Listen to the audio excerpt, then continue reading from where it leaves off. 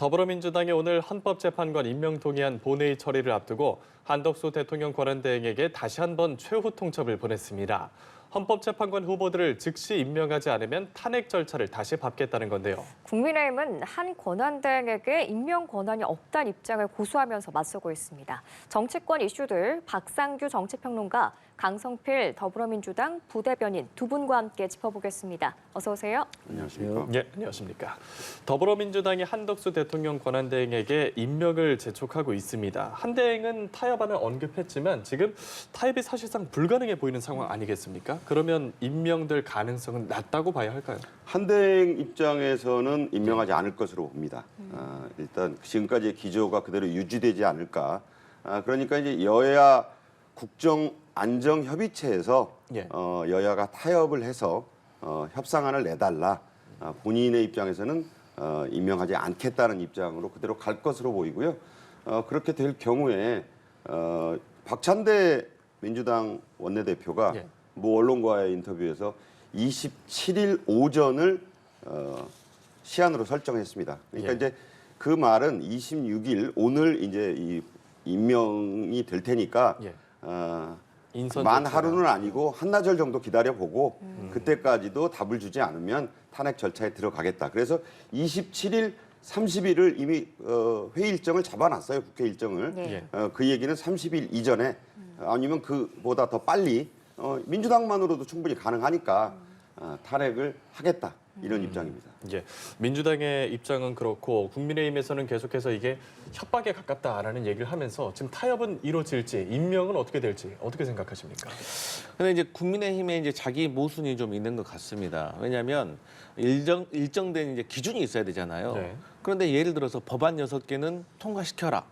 그런데 그다음에 장관 2명은 또 임명해라. 그리고 헌법재판관 3명은 임명하지 말아라. 특검도 안 된다. 뭐 이런 논리 아니겠습니까? 근데 그러면서도 비상계엄은 잘못됐고 탄핵은 안 된다. 이러한 논리이기 때문에 이런 것들이 국민들에게 공감을 받을 수 있을지 모르겠고 어쨌든 간에 이제 한덕수 권한대행이 저는 고민이 된다면 과거 사례를 찾아보면 된다고 생각을 해요. 그러니까 2017년에 있었던 황교안 권한대행 사례 아니겠습니까? 2017년도에 황교안 권한대행이 박한철 헌법재판소 소장에 대해서는 대통령의 축천 모시기 때문에 임명을 하지 않았습니다. 하지만 당시에 이전의 헌법재판관 같은 경우는 예. 대법원장의 추천이기 때문에 또 임명을 했습니다. 그리고 대법원이나 헌재에서도 임명할 수 있다고 얘기를 하고 있어요. 많은 법률가들이. 그리고 더 중요한 거는 4월 18일, 내년 4월 18일이 되면 2명의 헌법재판관의 임기가 끝나게 됩니다. 그러면 현재 6인 체제에서 4인으로 줄어드는 거예요. 이것은 헌법재판소가 마비되는 거고 이건 예정되어 있는 겁니다.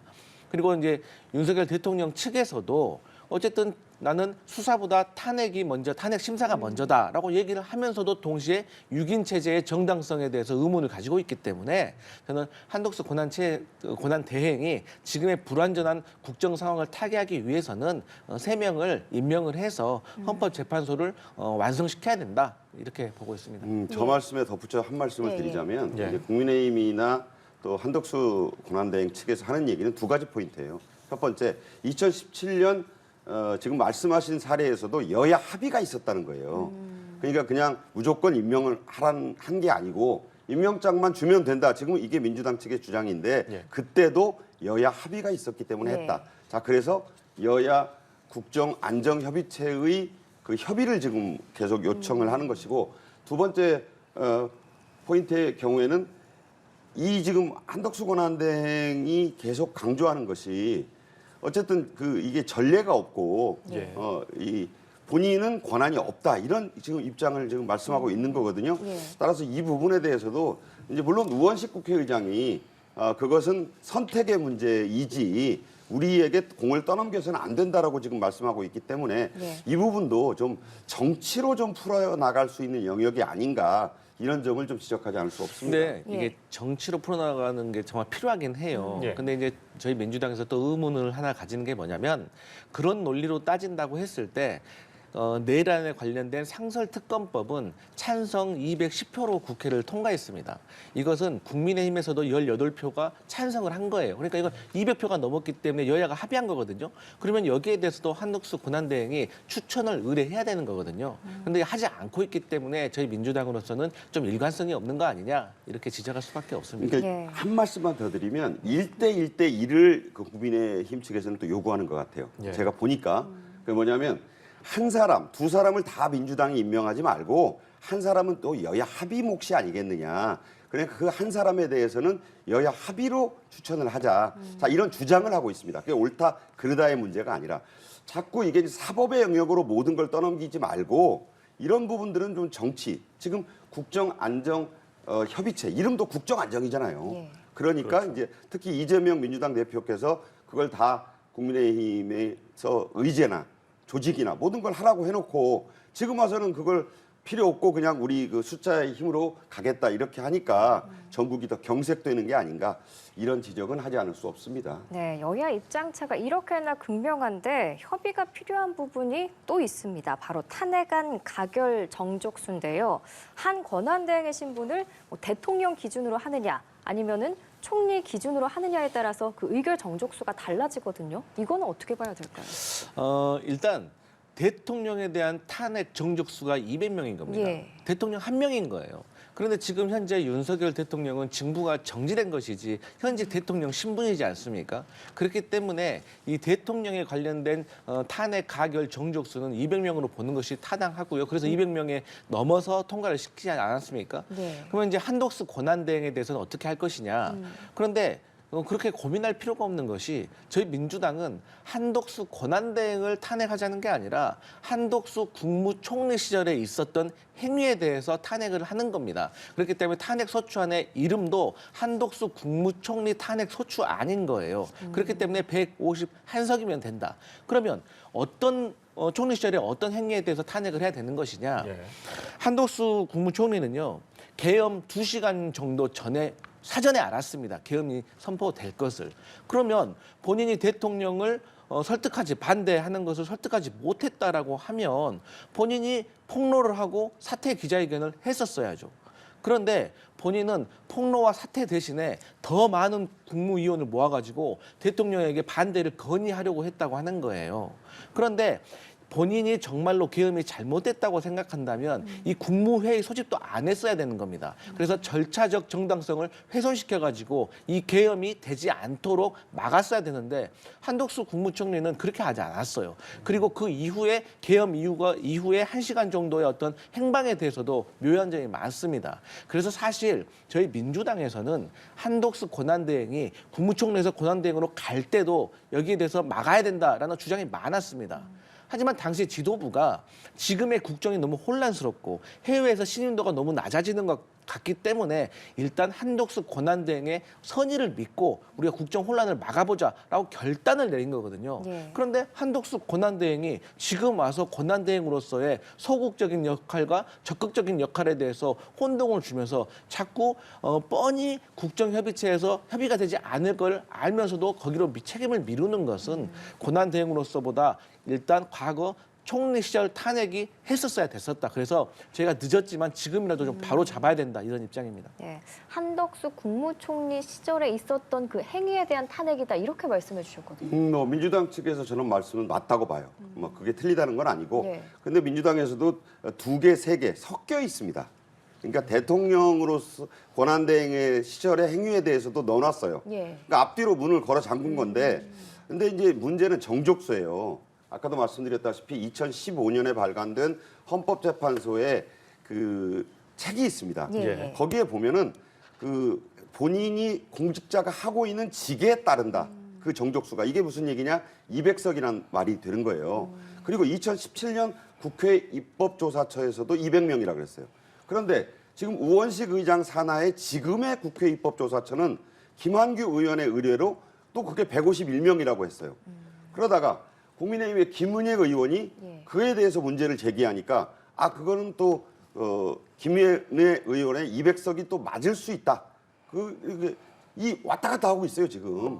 그래서 이게 준거가 없습니다. 한마디로 말하자면 헌법학자들 사이에서도 견해가 엇갈리고 있고, 자 이런 것을 제가 우려되는 거는 이제 뭐 민주당이 압도적 의석을 갖고 있으니까 151석 이상이 당연히 나올 수 있죠. 예. 그렇게 해서 가결 방망이를 우원식 의장도 두드릴 것 같아요. 이후가 문제입니다. 이후가. 그러니까 한덕수 권한대행이나 국민의힘 측에서는 말씀드렸다시피 그게 200석이 맞는데 100 80석으로 가결이 됐다고 하면 우리는 인정할 수 없다. 그러고 이제 가겠다는 거예요. 그러면 단 며칠이 될지 일주일이 될지 극도의 혼란이 옵니다. 왜냐하면 탄핵이 안 됐다고 권한대행이 계속 이 업무를 볼 것이고 예. 우리는 최상목 경제부총리로 헌법에 의해서 이게 권한대행이 옮겨갔다고 할 거 아니에요. 그 다음 순서죠. 예. 지금요 오늘 외환시장이 문을 여는데 환율이 달러당 환율이 1,500원을 돌파할 것이라는 우려가 나올 정도로 국제시장이 우리를 굉장히 불안하게 보고 있습니다. 미국 정부에서도 일단 한대행 체제를 적극 지지하고 뭐 전적으로 믿는다 이런 얘기를 한 마당에 이렇게 또 국정안정협의체의 일원인 중요한 파트너인 한덕수 대행을 탄핵을 민주당이 하는 것도 약간 모순적인 논리가 있는 거예요. 저는 자 이러한 사상 초유의 또 한 번의 그 국정 혼란이 예견이 되고 있거든요. 자 그런 경우에 지금 민주당은 이런 얘기를 해요.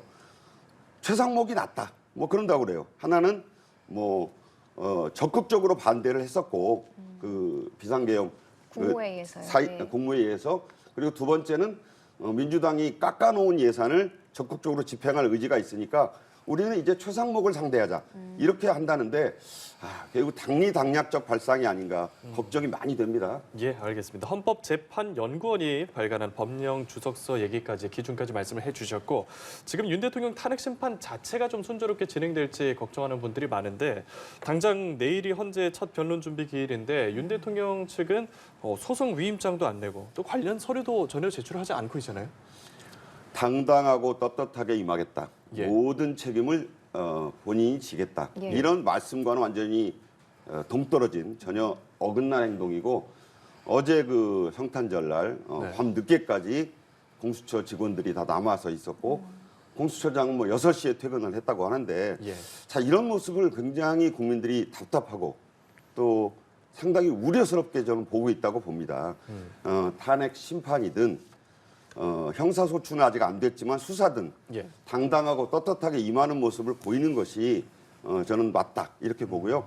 수사가 이제 진행이 되고 있잖아요. 예. 그러니까 왜 그러면 수사에 내가 지금은 임할 수 없는지 이런 입장을 분명하게 좀 뭐 석동현 변호사가 아니더라도 본인이 또 말씀할 수도 있는 거잖아요. 예. 그렇게 해서 오늘쯤에는 입장이 나온다고 하는데 예. 국민들이 그 지지를 했든 반대했든 많은 국민들에게 또 우려하는 국제사회를 향해서도 이 얘기를 좀 분명하게 해야 되지 않느냐. 떳떳하게 임하겠다. 이런 자세, 이런 입장이 나오기를 기대해 봅니다. 예, 어떤 얘기든 간에 직접 나와서 입장을 좀 밝혀줬으면 하는 분들이 많은데 말씀하신 것처럼 이르면 오늘 윤 대통령이 입장을 낼 수도 있다라는 전망이 있거든요. 낸다면 어떤 메시지가 담길 거라 보십니까? 사실 낸다면 본인의 계엄에 대한 어떤 고도의 정치 행위였다라고 이제 지지층에게 호소하는 그런 메시지가 있을 것 같고요. 그리고 이제 한간에 알려진 것처럼 수사보다는 탄핵 심판에 집중을 하겠다라는 말. 그리고 더 나아가서는 내가 변호인을 구하기가 힘들어서 현실적인 어려움이 있다. 요 정도의 얘기를 좀 할 것 같은데 우려스러운 건 지금까지 대통령 측의 입장이 전달되고 나서 국민들께 알려지고 나서는 반응이 좋은 적이 없었습니다. 여론이 항상 악화됐습니다. 그리고 지금 현재 윤석열 대통령에 대한 체포의 명분이 상당히 커졌습니다. 우리 형사소송법 200조 2를 보면은 정당한 사유 없이 수사기관의 소환에 3회 이상 불응을 하게 되면은요, 이 체포할 수 있게 되어 있습니다. 네. 예. 하지만 지금까지는 현직 대통령 신분이기 때문에 예우 차원에서 수사기관에서 망설였던 거죠. 하지만 문제는 증거인멸의 우려가 상당히 커지고 있다는 겁니다. 그렇기 때문에 중요 가담자들이 다 체포, 구속이 되어 있는 상태인 거예요. 윤석열 대통령은 지금도 한남동 관저에서 자유롭게 전화를 하면서 증거인멸과 입맞추기를 할 수 있는 우려가 매우 큰 상황입니다. 그렇기 때문에 윤석열 대통령께서도 빨리 수사와 그리고 헌법재판소의 탄핵 심판에 응해야 되는데 아무런 무대응인 거예요. 심지어 변호사 선임계 제출도 없었습니다.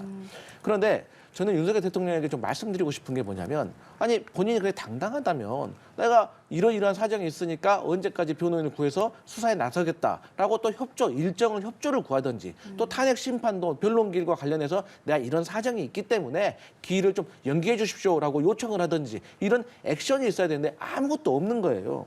그렇기 때문에 사실 과거에 윤석열 대통령이었다면 검사 윤석열이었다면 그 지인에 계시는 분들은 뭐라고 하냐면 윤석열 대통령 같았으면 체포영장을 들고 관저 가가지고 불응을 하면 기자들 모아놓고 피해 사실 공표할 것이다. 그렇게 압박할 것이다. 그런 분이 왜 지금은 본인과 다른 행동을 보이느냐 이런 의문을 표하고 있는 거거든요. 예. 또한 본인의 64번째 생일에는 생일 꽃바구니를 또 받으셨다고 해요. 이 언론에 알려줬어요. 그러니까 본인이 받고 싶은 건 받으면서 정당한 수사기관의 소환에도 불응하고 본인이 탄핵 심판 절차에 대해서 대응하겠다고 해놓고도 탄핵 심판 절차에 대해 서류도 수령하지 않는 이런 모습에 대해서 국민들이 과연 어떻게 생각하겠느냐 야당이 지적하는 부분입니다. 그 체포 명분이 커졌다라고 말씀을 해주셨는데 어제가 2차 소환이었는데 불응을 했고 공수처가 이르면 오늘 대통령에게 3차 출석 요구를 할지 아니면 체포영장 청구 절차에 들어갈지를 결정할 방침이라고 알려졌거든요.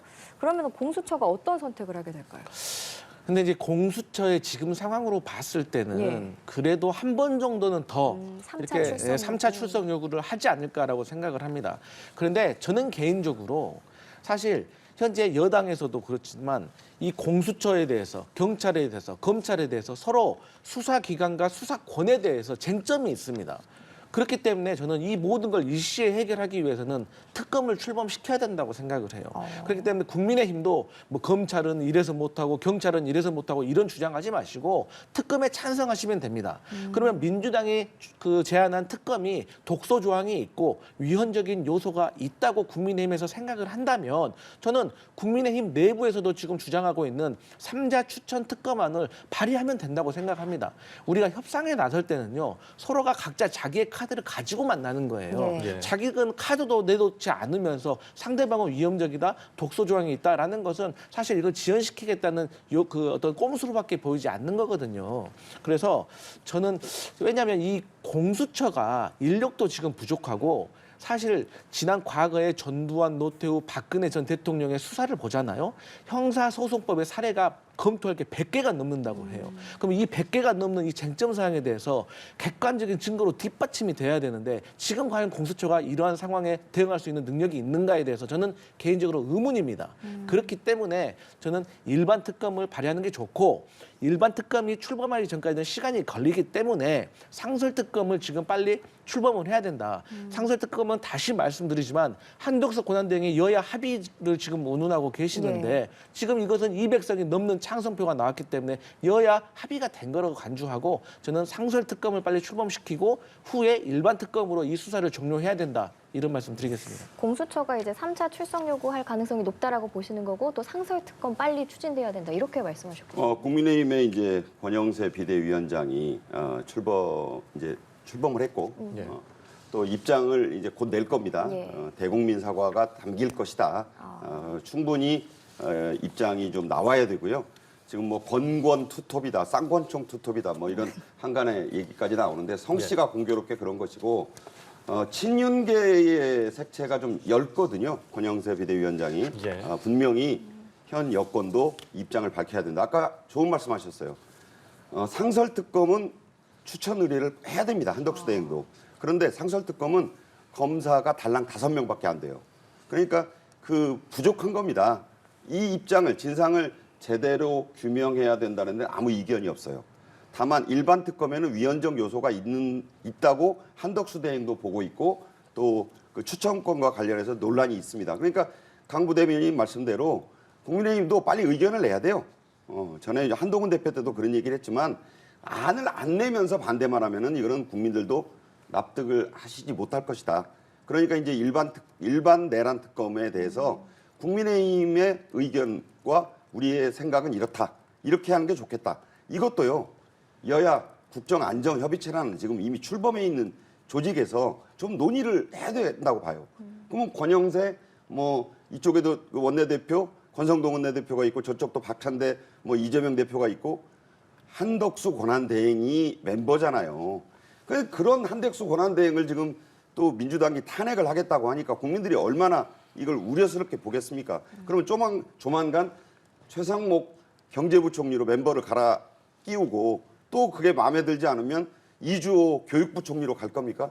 이게 민주당이 한때 얘기했던 그 노종면 원내대변인이 말을 했다가 개인 의견이라고 했지만 5명만 장관 탄핵하면 민주당 마음대로 법안을 가동시킬 수 있다. 물론 아이디어 차원에서 한 얘기일 수도 있고 상당히 이 현 정국에 대한 어떤 그 협박성 발언일 수도 있는데 그런 발언은 좀 자제하시고 대한민국 호가 제대로 굴러가야 야당도 민주당도 집권을 하든 조기 대선을 하든 할 거 아닙니까? 대한민국 호가 초토화되고 정부 자체가 무력화되고 경제가 엉망이 되면 그런 나라를 맡아봐야 뭐 하겠습니까? 제가 그런 생각이 드는 게 지금 국민들은요 굉장히 불안한 심정으로 연말을 맞고 있다. 사상 유례 없는 썰렁한 연말이 되고 있다. 이런 점도 지금 가장 힘을 많이 가진 민주당이 이런 현실을 좀 직시하고 오히려 민주당이 도량을 좀 베풀면서 이 전국을 풀어나가야 될 시점이 아닌가. 책임이요. 지금 여권과 대통령실은 거의 무력화돼 있고 그쪽에 있는 게 아니에요. 저는 그런 생각을 좀 갖고 부탁도 드리고 싶습니다. 예. 평론가님께서 지금 국민의힘 권영세 비대위원장 체제에서의 대국민 사과 방안에 대한 얘기를 해주셨는데 이 얘기 마지막으로 한번 여쭤보겠습니다. 사실상 이 탄핵 정국에 쉽게 협조하기는 어려운 상황에서 사과를 한다면 어느 정도의 수위로 어떤 메시지를 내놔야 할까요? 이제 진정한 사과가 되려면 여러 가지 조건들이 필요한데 저는 기본적으로 두 가지는 선결돼야 된다고 생각합니다. 예. 첫 번째로는 이 비상계엄의 진상 규명에 우리 국민의힘이 철저하게 협조하겠다라는 약속. 그리고 두 번째로 이게 진상 규명을 한 다음에 책임자와 관련해 가지고는 엄혹하게 처벌하겠다. 그리고 세 번째가 비상계엄이나 이런 거에 전반적인 국정 상황 혼란에 대해서 진정성 있게 사과를 하는 겁니다. 그리고 이제 그 다음에 국민의힘의 개혁과 말씀을 드린다면 과거 박근혜 전 대통령과 당시 새누리당이었던가요? 이분들이 결별, 탈당을 권유하면서 새 출발을 했거든요. 그렇기 때문에 저는 국민의힘도 이제는 윤석열 대통령과 과감하게 결별을 하고 다음을 준비해야지 보수 정당의 미래에 조금 희망이 있지 않을까? 하지만 지금처럼 자기 모순에 빠진 이런 논리로는 아직도 국민들에게 공감받기는 어렵다. 이렇게 보여집니다. 예, 관련 내용 짧게 마지막으로 한번 부탁드리겠습니다. 전적으로 동감을 합니다. 지금은요. 이 난파 직전에 이른 대한민국 호를 여야를 떠나서 우선 제대로 순항하게 만들어야 된다. 제가 말씀드리지만 트럼프 당선인의 취임이 눈앞에 다가왔는데 예. 대한민국에서는 지금 간다고 하는 사람이 류진하고 뭐 정용진 회장 정도가 초청을 받았다고 하고 여야가 뭐 특사단 파견한다는데 그거와는 거리가 멀다고 봐요. 지금 장관급 정도에서 뭐 통화도 하고 뭐 만나기도 하고 서로 다 물러나게 돼 있는 뭐 블링컨 미 국무장관이 일본 거쳐서 한국 온다는 정도인데 예. 지금 외교도 실종되고 경제도 실종되고 있습니다. 아까 말씀드린 대로 영속성이 중요한 거예요. 국가에도 그렇고 기업도 그렇고.